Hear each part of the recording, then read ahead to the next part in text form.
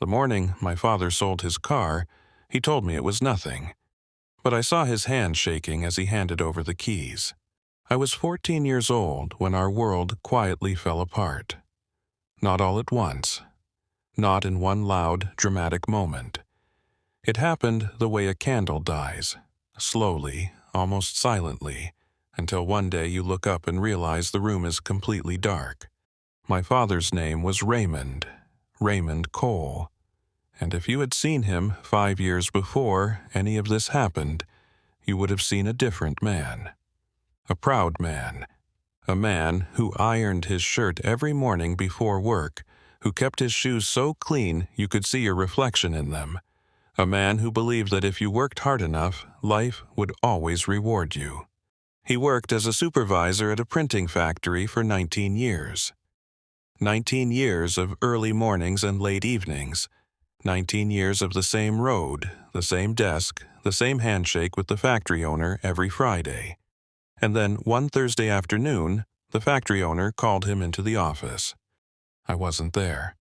But my father told me what happened much later, when I was old enough to understand. The owner sat behind his big mahogany desk, not even looking up from his papers. He said, "Raymond, we're restructuring. We have to let you go." My father said he just nodded. He thanked the man. He shook his hand. He walked to his locker, picked up his thermos and his small framed photo of our family, and he left. He drove home in silence. He didn't tell my mother right away. He sat in the driveway for 20 minutes, alone in the car, before he came inside. I was doing homework at the kitchen table when he walked in. He looked at me, smiled, and said, "How's school going, son?" I said, "Good, Dad." He nodded. He went upstairs. My mother noticed something was wrong at dinner. She always noticed everything. She had that quiet kind of wisdom that doesn't make noise, it just sees. After I went to bed, they talked. I heard their voices through the wall. Not the words, just the tones. My mother's voice calm and steady. My father's voice lower than usual, like something heavy was pressing on his chest. The next morning, my father woke up at the same time he always did. 5:45. He made his coffee. He sat at the table. And I remember thinking everything was normal. It wasn't. The first month was quiet. My father applied to jobs every day. He sat at the kitchen table with his laptop open, typing cover letters, making phone calls, driving to interviews in his pressed shirt and clean shoes. He never complained, not once. My mother picked up extra shifts at the pharmacy where she worked part-time. She never made it seem like a sacrifice. She just did it the way she did everything, without asking for credit, without making anyone feel guilty. But I was 14. I noticed things. I noticed the fridge wasn't as full as before. I noticed my mother started buying the store-brand cereal instead of the one I liked. I noticed my father stopped buying his newspaper in the morning and started reading the news on his phone instead. Small things. But when you're 14 and you love your parents, small things feel enormous. One afternoon, I came home from school and heard my father on the phone in the hallway.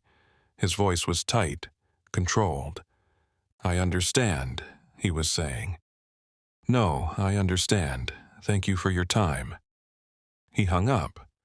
He stood there for a moment with his back to me, one hand still on the phone.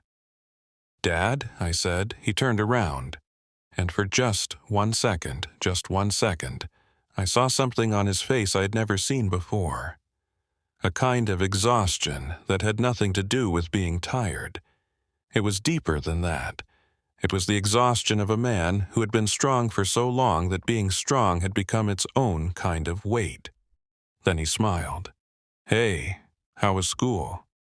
"Fine," I said. "Dad, are you okay?" "I'm good, son, I'm good." He walked past me to the kitchen and started making tea. I stood in the hallway alone, and I felt something shift inside my chest. A kind of understanding I hadn't had the day before. I didn't have words for it yet, but I felt it. By the third month, the savings were getting thin. I overheard my parents one night. They weren't arguing. My parents never really argued. But the conversation was serious, the kind that has weight in every word. My mother said, "We need to be honest with ourselves, Raymond."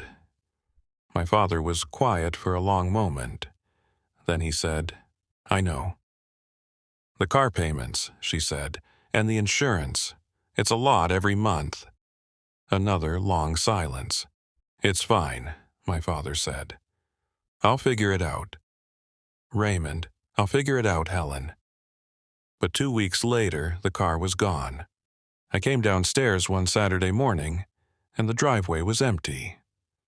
My father was sitting at the kitchen table with his coffee, reading something on his phone, as if the driveway being empty was completely normal.